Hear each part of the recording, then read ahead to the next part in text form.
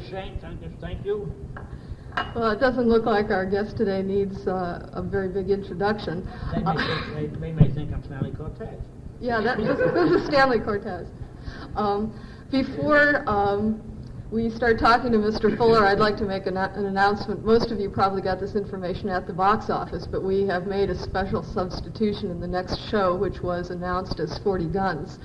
And what we are actually showing is Mr. Fuller's film, which has been not released and has even, in fact, been suppressed in the United States, White Dog. This is a very rare screening, and due to the circumstances under which we borrowed the print, we were forced to announce another film and then only announce today that you were going to see another film. So I hope there are enough scholars of Mr. Fuller's work here to so that no one is really disappointed with this substitution. Well, I think we should launch into a discussion here, and Mr. Fuller will be taking questions from the audience. I would like to ask you to talk a little bit about how you got into film directing. I mean, you keep, telling cryptic stories. Like this morning in the cab on the way from the airport, you mentioned something about spending a night sleeping on a pool table in Cicero, Illinois, and some things like that. And, I think all of us are familiar with the fact that you got started as a newspaper man at the age of about 15. And could you tell how that led into film directing? No, I'll try to make that part brief because it's an out-of-focus memory. I started as a copy boy and was very lucky to have two men who were my editors. I was 12 and a half when I was going on 13 in New York City. I got a job as a copy boy in the New York Evening Journal. And in a couple of years, I was given the promotion to be Arthur Brisbane's copy boy. He was a big editor. As a matter of fact, the editor of all the Hearst papers. And I'll add one sentence to Arthur Brisbane. When you saw Citizen Kane, great picture about Hearst, made by Wells, all the newspapers all over the United States that Mr. Kane owned were on the floor. Do you remember the picture? You remember him walking around and looking at the headlines and selecting the type, the size, the page 1 column, the page 8 column? That's Brisbane. That was 34 newspapers. I just want to tell you. Anyway, then I was asked to go to another newspaper to be the head copy boy, and I found out I was the only copy boy. They raised me $2 a week. And that's Emil Goverill, that editor, very, very tough editor from Hartford, Connecticut, off the Courant, very good paper. Now, if you are really moviegoers with memory, a play was written about Mr. Emil Andre Goverill called Five South Final with Edward G. Robinson. He did the movie. I don't know if you remember. But anyway, and that's it. I worked on, and then I became a police reporter, the crime reporter, for the Graphic. That was my first police card, actually, before I went back to the Journal. And the reporter that broke me in on my first coverage it's called a bastard-type homicide, which means when a man and a woman make up their minds to leave the earth, and it's called a double suicide, and I don't cover suicide, just murder. He had to kill her before he killed himself. Now, the killing of himself was another reporter. The killing of the woman was mine. A woman broke me and took me upstate to New York. That's Ray Juray. You don't know her. Ray Juray was John Huston's mother. See? And he was on the same pavement for a very brief time. And I never thought of movies. And I loved movies. And I loved in Worcester, Mass, where I came from, and Tom Mix and Jack Hoxsey and Bill Hart would do personal appearances and would come with Tony on the stage and all. It was very good, excellent. I never even was remotely interested in the entertainment field at all. When I was on the Graphic, Winchell was the Broadway columnist. Norman Krasny was on the Graphic. There's a book out, Sauce for the Candy, has our pictures in the book. And Jerry Wall, they wound up One is a playwright, one is a producer. Ed Sullivan wound up with a big TV show. But I liked what I was doing. And I draw a little bit, and I had to make reached a crossroad. And the editor and publisher of Editor and Publisher, which is the Bible for journalism in this country, it's a monthly, he thought I should be a cartoonist. See, and I love Billy DeBeck, who drew Bonnie Google, and Percy Crosby, who drew Skippy. I love those fellows, and I grew up watching them draw. And I picked the other one, and that was it. And I never thought of movies at all until I met a wonderful man who directed silent pictures called Herbert Brennan in New York. And he made the original Bojas, Peter Pan. Very, very important man at Paramount. Built Paramount. Lon Chaney Pictures. Gave Jimmy Howe his crack to direct, to photograph. He was a box boy. He just carried the king, James Wong Howe. And he put me on cigars. And I thought it was a dream. Optimo King. I wouldn't touch that now if I'm facing a noose. And he had a script he was going to shoot in New York, and that's the first time I saw a script. And he liked my drawings. He said, "How would you draw this?" That's exactly, just scenes, and it's just like a magazine illustrator, and I'm not a professional that way at all. And that's it. That's my only contact until I came west, hitchhiking. This is Depression. I passed this city. That's why I want to know the year. It was 33. It was the World's Fair. And I met a man called, he had an over here, and I'm trying, Yates. And he was the owner of a laboratory, Consolidated. Also owned Republic Studios with John Wayne that nobody ever saw. Until Pappy Ford put it in the paper. You see? Then people heard. And he said, "Have you got an idea for a story at the Morrison Hotel?" Where is the Morrison from here? Is it still here? No. Oh. They have a double door. If you have a 2-minute drink, and you open the wrong door, you've got about this far to go in your face if it's night, no light. Your face will hit a wall. It's where you hang your clothes up from the inside of the room. It's ridiculous, but I loved it. I thought I was in a nightmare, you know. I'll never forget the Morrison. You mean it's eliminated? Yeah. The Palmer House has the same kind of doors, though. Well, anyway, that's really the same kind. And I wrote a yarn. He crossed me. By crossed me, I mean Herbert Yates, wonderful, very nice man. He gave me the cash right there in the Morrison Hotel. Got a typewriter. And I was waiting for Shaymark, the Chicago American. That's why I went to Cicero. I bummed into the town. I hit Cicero that time.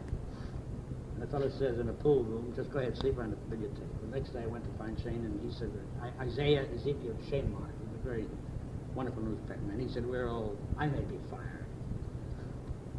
And I wrote a story, and I said, "Here's a title for it, but you should buy Herbert Asbury's book called Gangs of New York." He wrote Gangs of New York, Gangs of Chicago, On the Waterfront, Crime in New Orleans. He's a historian. And Yates said, "Fine." But he didn't buy the book, because in Hollywood, I didn't know that, you cannot copyright a title. You see, as long as the title you use, if someone else uses it, doesn't have the same subject matter. And that was my introduction. Then I went to San Francisco on the Chronicle. And I have a Scripps Howard paper, but the Sun, in San Diego. And I got another call from a producer. I'll think of his name in a minute. He said, "That turned out pretty good, that Gangs of New York." James Crew directed it. Charlie Bickford was the star. And I never saw the whole picture. That's it. They asked for original stories, and I started fooling around with them. And an agent called Feldman, big agent, I didn't know anything of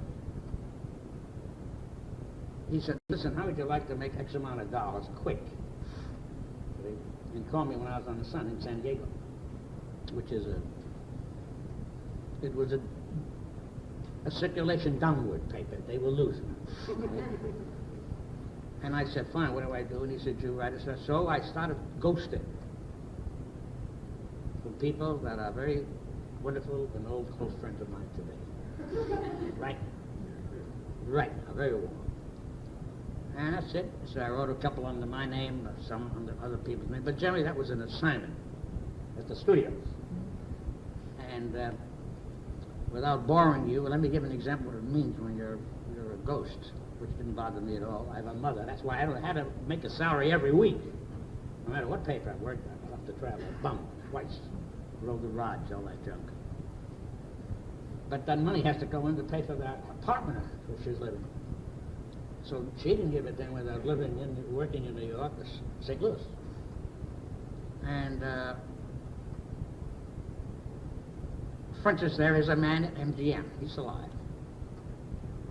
And he contracted to write an original screenplay. And he was married. And he had a very pretty secretary. And he wanted a vacation away from everything. Somewhere in the west. Not as far as Rarotonga, but between Rarotonga and Tahiti. One of those little islands. That's exactly how I really felt in. That's the first one. I was a big writer. And he said, I'll give you the money.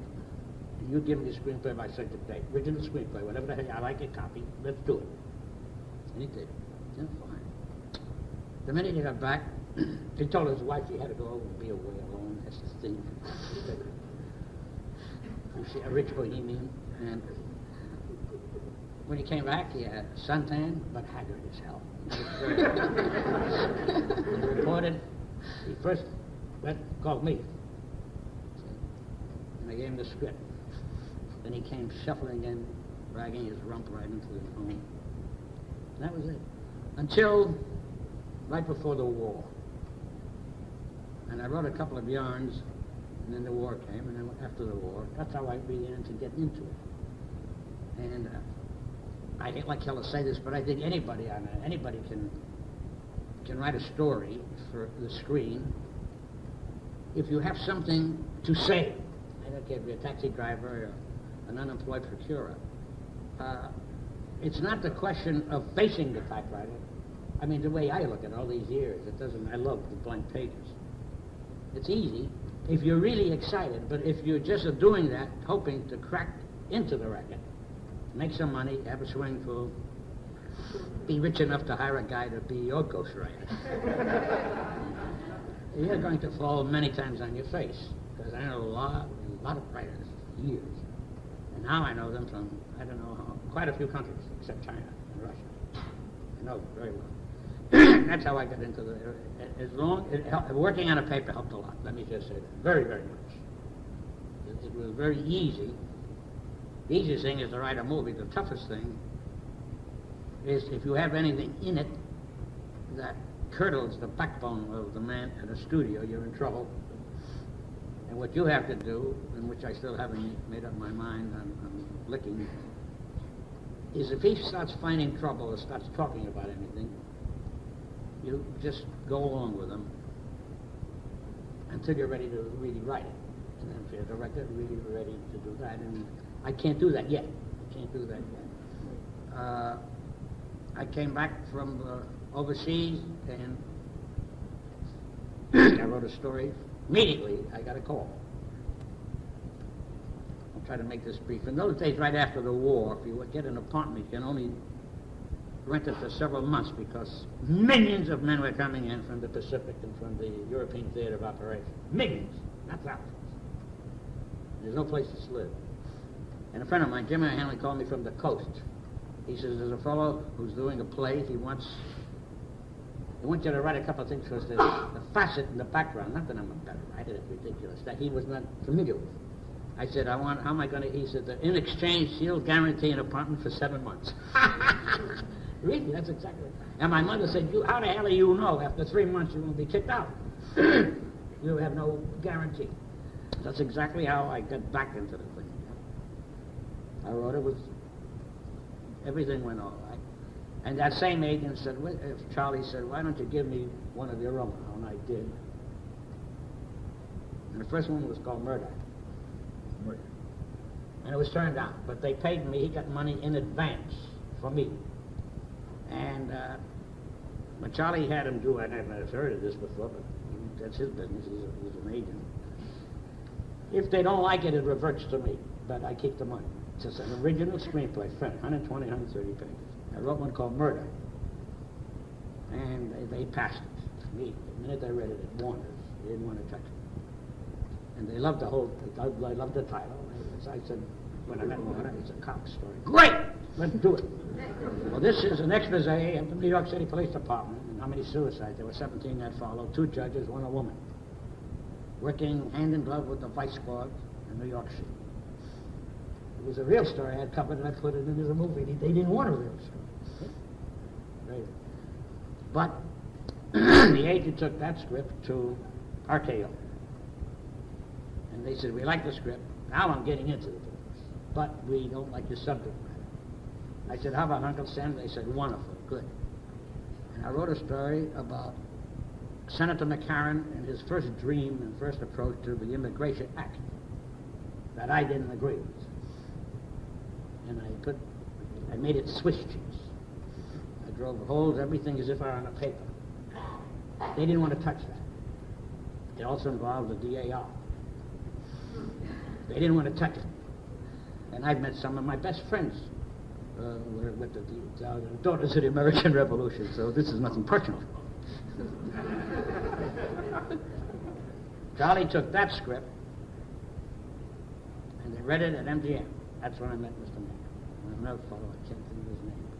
Wonderful Irishman, I'll think of his name. And he said, okay, we like the script, we don't like any of the subject.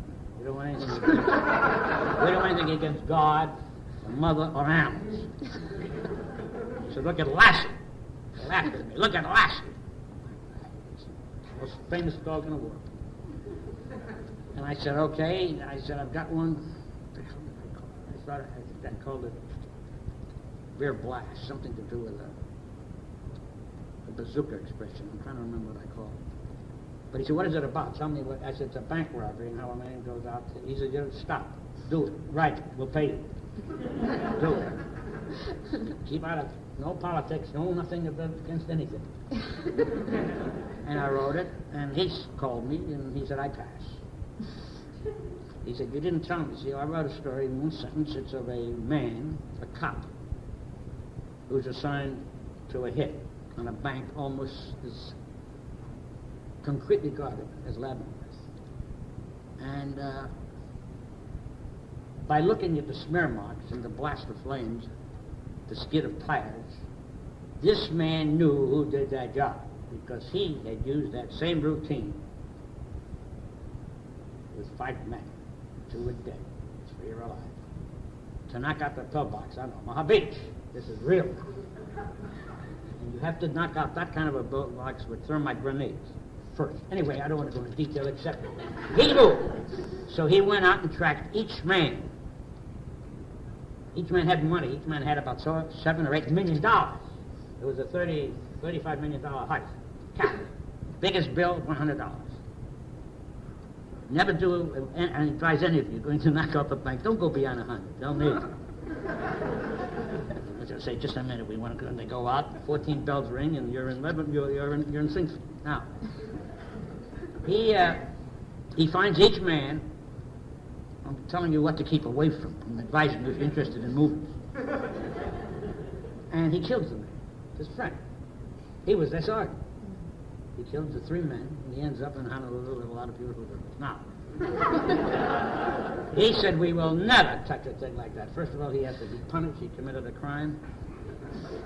And second of all, who are these horrible criminals that's in the United States Army? I said, you're right.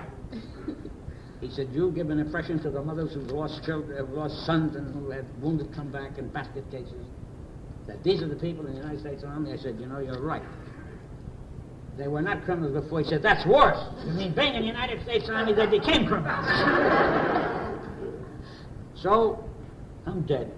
But my mother said, listen, if they keep on paying you this kind of money, not just out in the coast, and they don't make your picture, we're going to be very rich. She said, you just keep doing it.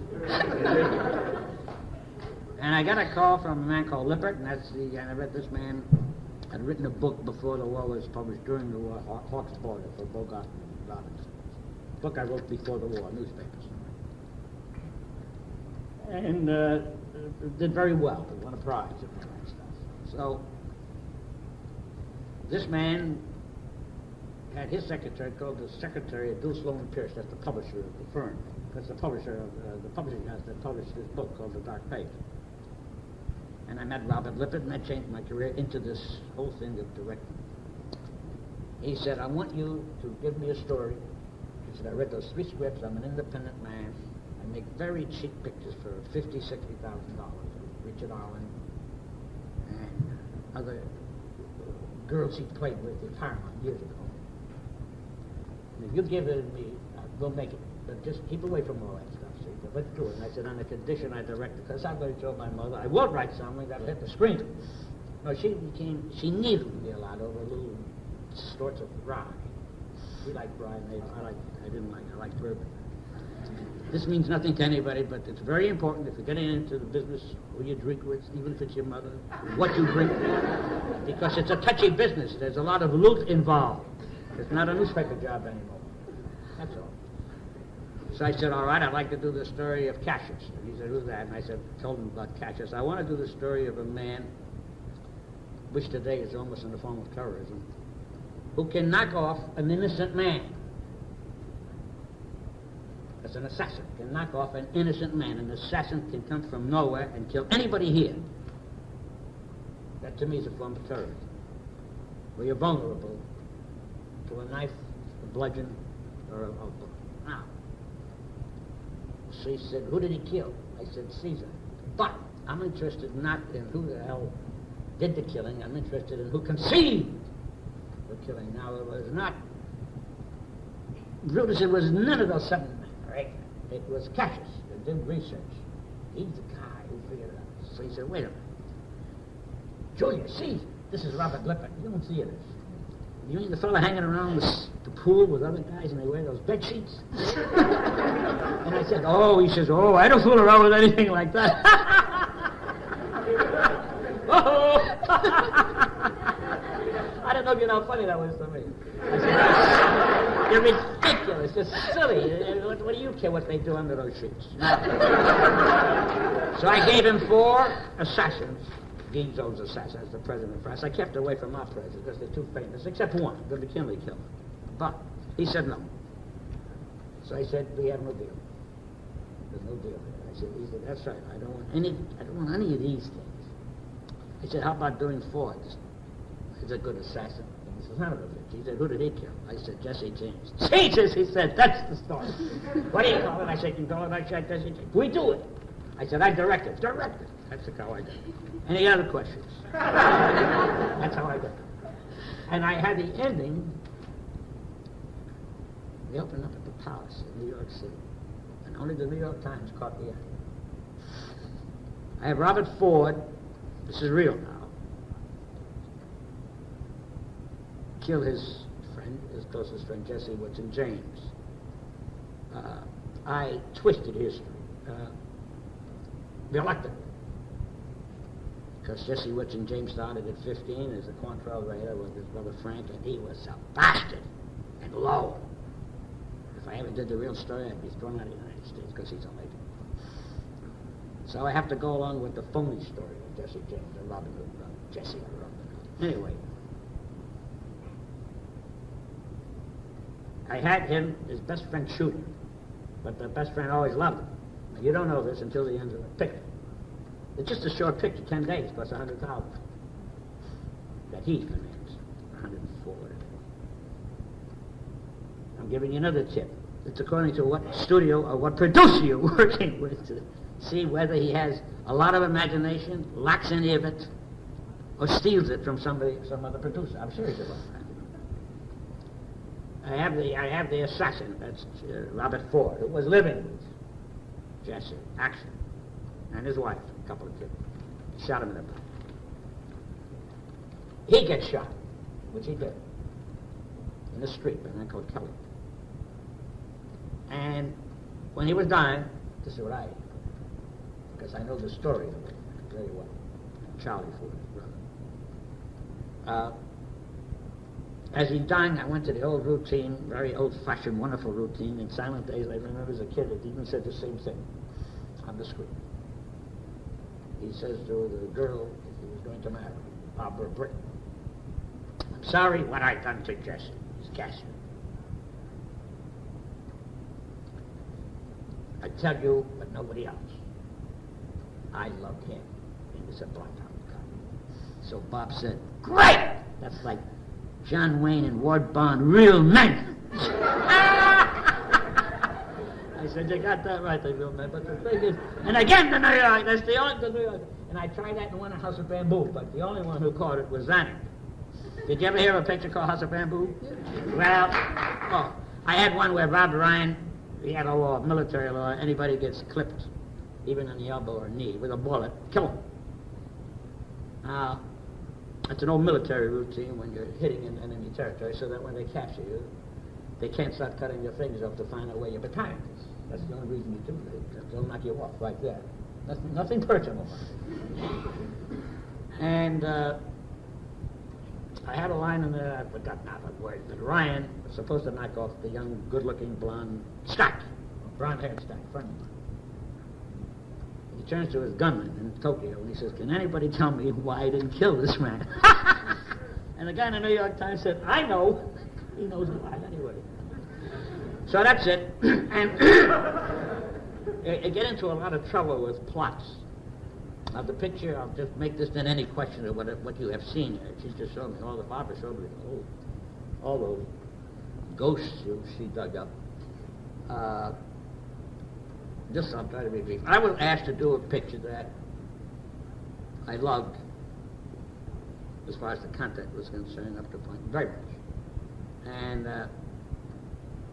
I had to deal with another studio. I'd written the script, and I'm to direct it in Japan. That I was excited. That means going back to Japan for 25 some odd years. Friends of mine there in House of Bamboo, that little girl called Yoshika Shirley Yamaguchi. She is now the third most important political leader, head of Japan, which is a very great step for them. Because the women always going behind. This is Japan, not the United States. Very different approach to sexes and the battle of sexes. And I couldn't do it. I came back from Buenos Aires. I was asked by Laura Mott to go there to publicize. The Big Red One was going to open up there. If I went there, I didn't publicize it. I told Ed Berlevison, that's the man who owns Laura Mott. I go there, I have to publicize myself. The picture's already finished. The hell with that. You see, it's legitimate to me. I'm on a trip, and I've never been. I could hop over the boat at Montevideo, and I like that whole area. When I came back, my little kid opened the door. My wife was on the phone. That's why she didn't open the door. It's in California, and when she hung up, she said that was the president of Paramount. He's coming over tomorrow with John Davison, the producer. They want you to do a picture of Paramount. And I said, "How can I do a picture? I'm contracted now. This Japanese one." And a female Mephistopheles twinkle hit her eyes. She was really grinning, and she said, "Wait till you hear the title." I went to Thailand. She said, "White Dog." Well, I was floored. I was really, for first I couldn't do it. I said, if I were doing the second return, the second coming of Mary Magdalene, I couldn't do it because of my contract. Now I want to tell you why, when you see the picture. Roman Gary was the World War II pilot, French.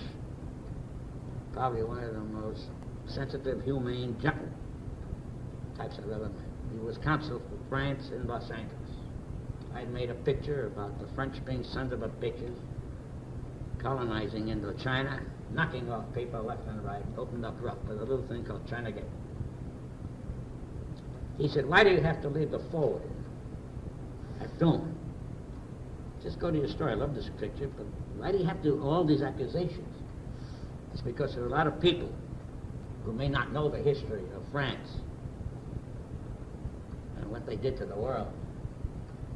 It's time for them to know it. And don't be ashamed. You had nothing to do with it. So he said, "Where'd you get that footage?" And I said, "That's French stock footage, photographed by Frenchmen who thought they were going to win." That's where Hitler. had a lot of pictures, and he didn't do anything about it. That we used in the Nuremberg trial.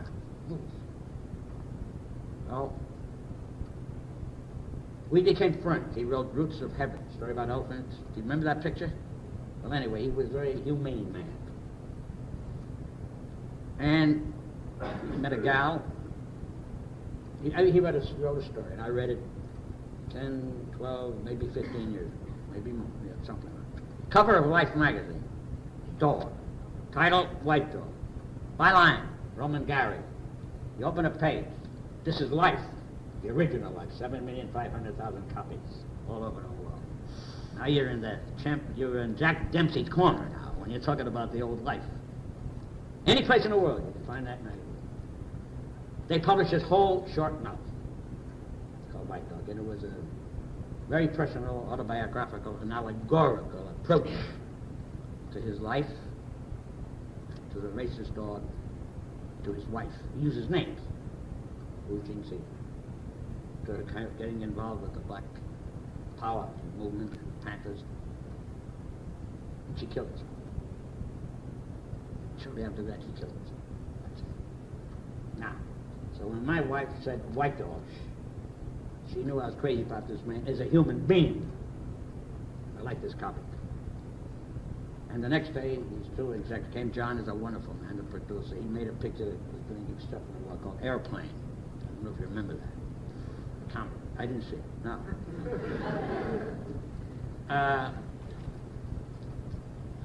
They wanted me to make it, write it, direct it. And, okay, they said that the other man at the studio they had, who was in New York, they knows that they were at my house and everything. And he called me. He said, "Do you want us to push back the Japanese one?" I said, "Yeah." He said, "Is it personal?" I said, "Yes." That's all he went. His name's Don March. Wonderful man. Now, I had no idea that there was over $1 million paid already on script charges. Robert Evans was supposed to produce it. I didn't know that. Roman Polanski, a friend of mine, was going to direct it. They didn't lick it. Arthur Penrose didn't lick it. They talked to Siegel. I didn't know this. And all the time that money is going up against this property. And when I read the original story, which is a novella, it's a short, it's a castrated length of a novel. The only thing I didn't like was the latter part. And the reason they wanted me to do it is I had done Klan stories for the journal in the South. Real stories, no fiction. And they wanted to catch that flavor. There's nothing about the Klan, nothing. But the symbol of emotion is there. And I said, all right, I'll do it, but I want to change one thing here. Because I'm very touchy, not about the Klan. I'm touchy about the fact of White Citizens Council or any other racist organization. That doesn't bother me. It goes on for hundreds of years. I'm touchy that no one has done anything about stopping the kids, because without the kids, there's no Hitler. There's no Hitler-Jugend that took shots at us. They shot my friend in the heel. Really, 10-year-old boy. That's real now. And ordered by Eisenhower to kill him. And we didn't. We just spanked him. I didn't. O'Brien did, my captain. And the kid cried. He asked for pop. I remember that. I saw it right there. His fanny turned blood red. Well, the man he shot thought he got the $1 million wound, which means he's going to be sent home. But it didn't take off all his heel, the entire heel. His name is Galora. We laugh like that. It's only a half of a heel. And if you really want to go home, you have to shoot off the last half, and you better aim right. And they can tell when you shoot yourself. So I'm telling you how I feel about children. Do you understand? Children. If you don't get the children off. We made the picture, and halfway through the shooting of it, a friend of mine, Curtis Hanson, came in. I had to do this in 10 days to beat the writer's strike, which I did. Now, we worked on this script. It was very easy, except the latter part. And I wanted a different end. I wanted an ending where this black man, they don't want a black idiot type of a guy. Could have been white, brown, yellow. That's not important. I wanted a type of a hero that I like in a movie. Who's got a brain and who can fight. Who's got guts and who's sensitive. I like a man who's like the mighty white hunter of Africa. But he's a writer, he's an anthropologist. He's PhD. He's anything you want. And this man trains animals for movies and television. And all those commercials. There was a half-naked girl sitting on a car with a lion. Remember that? That's what gave me the idea. Well, now my wife said, listen, you have to. She's very touchy about this. She was born in Germany. She's an actress. She's a very high, she's what they call a real intellect, analyst. Completely different. You have to give him the background of all the men you know and all that. You have to give him that background. Don't let anybody get you away from that background, because it's a very rare background. He doesn't do what his mother and father did, write anthropological books. He deals with the animals. Okay, so I changed it. Said he tried his best. He wouldn't kill the dog. Trained to kill only blacks. I don't want to go too much about it. Now they killed the picture. They had a premiere. Oh, while I was doing it, 2 black men were hired by Paramount. I didn't know this, so John Davidson told me over a drink. They're checking the way I'm handling it. I said, good, more power to them. Now they began to write notes. See? And John said, here is the note to the head, to the Paramount president. Here's his answer. Here's the note. Here's the answer. So I looked at it again in the booth, in a restaurant, right after the day's shooting. And I wrote my reaction to it, and I said, these 2 black men are racist. I signed my name. I even put the booth number down. So there's no question about it, the day and the hour and the day. Now, one of them, his name was Willis something. It was something Willis or Willis something. I know, this is on the fringe of organizations. He's not a member of NAACP. Nothing big. He's an operator. I never met him. While I'm shooting, a magazine called Los Angeles, which is a very poor, hungry, starving copy, a bad prototype of the Yorker, had a story where I'm shooting a picture about a Beverly Hills woman who raised a dog to attack blacks. When you see the picture, you'll see how silly that is. Now, I didn't write to the fellow who wrote it, or to his boss. I wrote to the publisher and told him the easiest way for him to commit suicide and guarantee that the coroner would say this man's dead. And I never got an answer from the publisher, because I blame him for having that kind of a man writing copy. The picture's over, and they're very nervous now about the picture, because I bring out certain things simply, very simply, of how the Klan operates without saying Klan, because you know who's behind it. The man is a member. You don't see him until the end of the picture.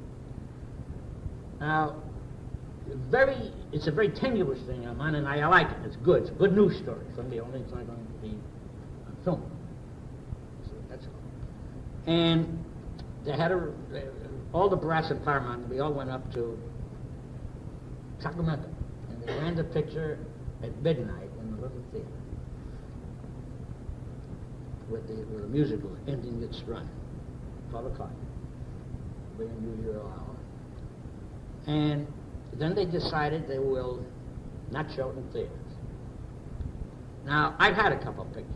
I have the Steel Helmet that started a little fight in the theater, you see. Because all you need, I'll make it simple, then I'm talking too much. All you need on that screen, according to where you play, is a type of an audience. If you get a few rednecks sitting there with blacks, there's a little bit of smell of alcohol in the theater. Now this is good when you describe it in life.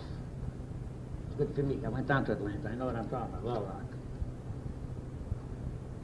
And somebody makes a crack. Go on, give it to the black son of a bitch. Whammo! Fight. Scream. Chairs cut up. Now theater owners don't want it. They don't need it. They don't need it. Television is knocking the hell out of them as it is. They want nice stories. I don't blame them. So I took all that into consideration. But they just refused to run it in theaters. And they sold it to a cable television. They didn't mind it in the home. I went to Paris, very upset because of the lack of guts. I just wanted her running in a regular theater. If they didn't like it, if they booed me, they hate my... It's okay, I'll take that. And John Davidson called me, and he said, listen, NBC just paid Paramount $2.5 million. And they did something. He said, you're going to get the reporter to write his big headlines. They did something you never did before. They took something from a cable. You see, when you make a movie, after it's run, you sell to a network. Then when almost all the blood is sucked out of that, you sell to cable. Cable is a very, very poor cousin, even if they're making a lot of money. I'm talking about how the entertainment thing is run. And I said, he said, that means that at least there'll be a chance now. It's a big network, national. And in 48 hours, he called me. He said, there's another headline. NBC said, we changed our mind. We'll get another picture. Keep the $2.5 million. The New York Times and the LA Times called a man called Grant Tinker, who's the head of NBC. And they said, well, look, this is ridiculous. Well, how can you change your mind in 48 hours? This is not a small check. This is $2,500,000 just to run it twice. And Tinker's the reply, and I want to use this one, was, it's inappropriate. And I made a crack. They called me from the Times, and I said, to be frank, the only time I ever used the word inappropriate even to describe anything so silly as that. Because if you go to a funeral and you dress like a bum, generally somebody would come over to you and say, it's very inappropriate for you to dress like a bum. Now, Frank Mancuso is now running Paramount, in charge of all production, of all distribution, second in command of production. He loves the picture. Eisner loves it. He's the head of Disney now. Diller loves it. He's the head of Fox. He said, how would you, let's try it into theater. You want to go into a theater with this? I said, that's right. But I'm not going to fight this, because I've been through this before, and I did it with an independent, and he had guts. You see? And the editor of the Atlanta Constitution, Moon, he had guts. Saw the picture of mine that he knew the Klan wouldn't like it. He lives in Clinton. And because of the editorial, they ran that picture, and I thought something like that would happen in this one, you see. And nothing happens, and I said, forget it. And he said, well, I don't want to bore you on this thing, so I'm getting all involved with this thing again. I said, I'm finished with the whole damn thing, and Frank said, no. We said, we open up in France. Would you go there? I said, sure. So it opens up. And the number one paper, Le Monde, full page, masterpiece. Oh! He sent it to London. Magnificent! The London Times, I'm talking about. This is, they kiss rumps to get this. You see what I mean? And as of the day before yesterday, 4 days ago, I got the second call. My wife got the third call because I talked to her today. Last night. When did I talk to her? I have to talk to her and my kid. I got an 11-year-old kid. From Lapland. Headquarters, Helsinki. Ah, that's good, because that's, mush, snow, wolves, half Jack London. I like that. And, by the way, while all this was going on, there's a big story in every newspaper, if you read it. A man called Bishop Tutu was awarded the Nobel laureate. And in Sweden he made a speech. And it's in print. In print. And he said, it's about time. He was very angry. But quiet. This is in Sweden. For them to stop harassing us. That's Botha. For them to do so-and-so. Pretoria. For them to do so-and-so. And it's time for them to call their white dogs off. John Davison went crazy. This is the bishop who became very well publicized after that. Not after that, because of the Nobel Prize. Now, I was interviewed by a young fellow in English in Paris. And I said, well, your English is a hell of a lot better than my editor's, It sounds like a cross between the drunken Leslie Howard and Sir John Gielgud. So he said, I'm from Cape Town. And we have white dogs here. I know exactly what this is. And the third thing is, a young fellow from Pretoria called and said, look, if we get a copy of the print, will you come? I said, yes. So then he called, he said, we can't get the copy. Then he called the third time. He said, there's no time for you to come. We have it. We're running it. I said, you're running it in the closet. He said, that's right. And he was very, very nervous on the phone. But I like him. I don't know this fellow. But he has a little group, a film group. To run it in that country, balls. So, he's great. He's great. Now, one other remark. We went, I forgot what country. My wife was with me. The other country, my wife and the kid was with me, too. And he's a black professor of, I'm trying to remember the university. European country. Black American. He's a professor. He came on, he saw the picture, he said, I just think it's wonderful and all that. And why won't they release it? I said, I don't know. He said, well, with the situation in the States, and at that time, there was politically, I think that's between the Jews and the blacks, because I was away, I was in Europe. There was something on page 1 here. You remember what I'm talking about? During the running, the election. Am I getting close to the timing? Something about some man. Yeah, there's something about some man. So he said, I bet if this was an anti-Jewish one, anti-Semitic one, the dog was trained to be released. I said, of course it was, but you'd have to review it instead of a gun. Let's see if you're racist or not. So he laughed. He said, we have to get to the bottom of this. Now, there's a man called Anderson, Alexander Anderson. He teaches Afro-Europe at USC. Berkeley. Campbell, and he was on Ebony, a big magazine when it came out, editorial. You ever hear of Ebony? Sure.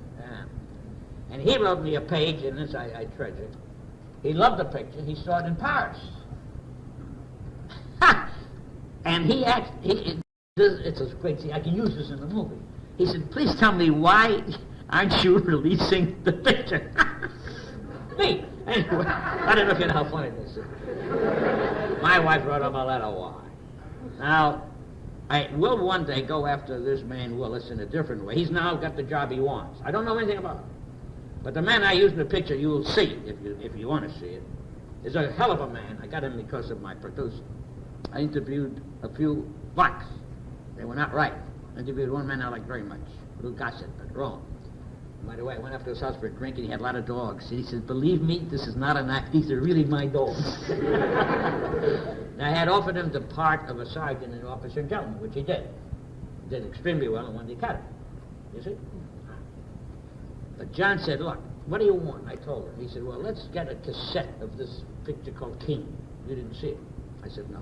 It's a television show about Martin Luther King. First 5 minutes, that's Paul Winfield. That's the banana head. That's the man we got. Right there. Now I met him. He's very active. He's legitimately active. Not like these other guys. Outskirts. Trying to make a couple of bucks. Forget color. That's unimportant. Beneath even discussing man. Whatever they look like. This man is really a poet for the NAACP. I don't know if you heard it. He lives up in San Francisco. Paul Winfield. And he would be the last to do anything that would hurt a body.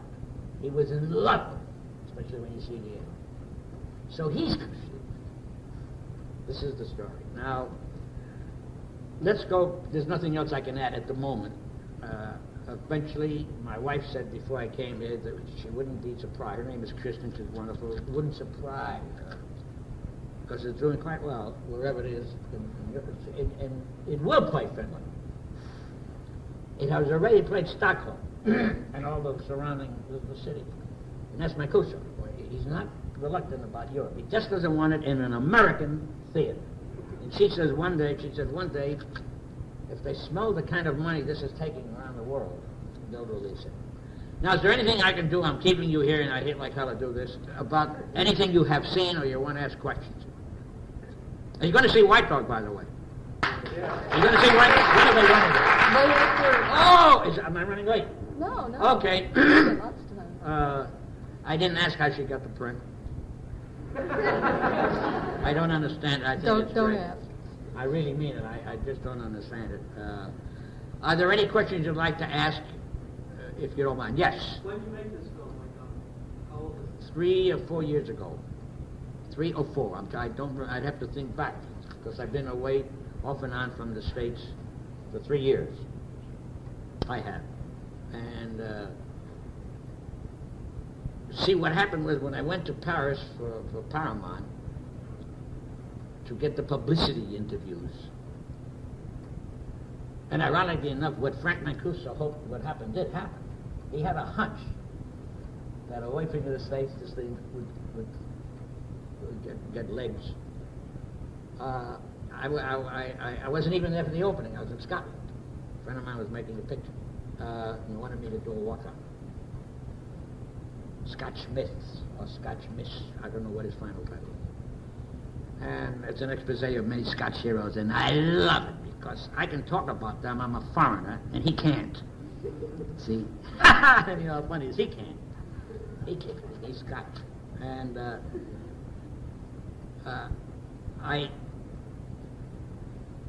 I got back to Paris and left my luggage with the distributor. And I was in De Gaulle. I'm not going to drive in. I said, shoot it down. And at that time element, a man called me, you won't see it, at the airport and said, let's make a picture. I said, well, I checked out of that damn hotel. I hate like hell to go to stay again. It's like saying goodbye to some relative or your sweetheart and the train doesn't go. Jesus. The girl wants to be off on the train. You want her to get on the damn train and you start making up gibble-gill. And that could start a divorce, you know, just because the train didn't go or a plane didn't take off. That's when they get to know each other. So he said, well, you make up one for me. I said, sure, that's all. I had to stay overnight. He said, I want to meet you personally, though. I don't want to do this on it. And he owns a big chain of theaters. He's a very important man in France. Well, he was, because the chain was bought. So I said, all right, and I picked this thing. Anyway, I thought the unemployment situation was pretty good. To beat the health, it really hit the nail right into a keg. It splashed out all that damn blood. How people are insulted, embarrassed, and really treated like animals by someone else 3 feet away from them, sitting behind a desk. I went into employment agency. This is government, or employment agency. Socialist government. I don't speak French. I'm lazy man. But I saw the reaction, and it was rough. I said, I'm going to get these bastards behind the desk. That's the ones that they're set, they're secure, and suddenly it's a bureaucracy actually. They are important. Now we have the same thing in the United States. So when somebody comes in, it's that distance, 3 feet of wood. Oh, that's all I want. And so I did, and I had a good cast. And they wanted Chabrol plays a boy. His wife, Stephanie Dran, plays a woman who sells fish. He's a big star there, and he's a big director, do you see? Victor Lanoux played a cop. But the papers said, why should a foreigner, do anything about the unemployment situation? And they missed the point, although some papers were fine, the Real Observatoire and the Cahiers. This unemployment situation is happening all over the world. I just happen to be in France, that's all. I don't give a damn. But for me to say, yes, I'll make it, that means a year of my life. Boom, my kid has to go to school, and my wife, who even taught French. She didn't teach a kid. She put her kid in one of those bilingual schools. And that's it. And at the same time, her name is Crystal Lang. She was an actress, and she is still an actress. You can see her. Now, you see the little kid. When you see the picture, there's a little girl who has the 3 most important words to say in white dog. You'll see it. The man who trained the dog comes to reclaim it with his 2 granddaughters. Very important, those 3 words. That's the whole movie. That's what Paramount went for, those 3 words. This is the grandpapa, and he's got pictures of the dog that was lost. And found picked up by Christy McFickle. She's in it. The little girl says, where's my dog? And when she says, where's my dog? That's when I'm not going to tell you the hell that place. So Paramount allowed me to have Christy use profanity in front of children, which is against the law in Hollywood, let alone profanity in front of children. You see? That's about all I can tell you about that. When you see the picture, I hope you enjoy it. Yes. I have one comment and two questions. First of all, I saw the German movie that you acted in. I was very impressed by your performance as a reputation as a non-actor.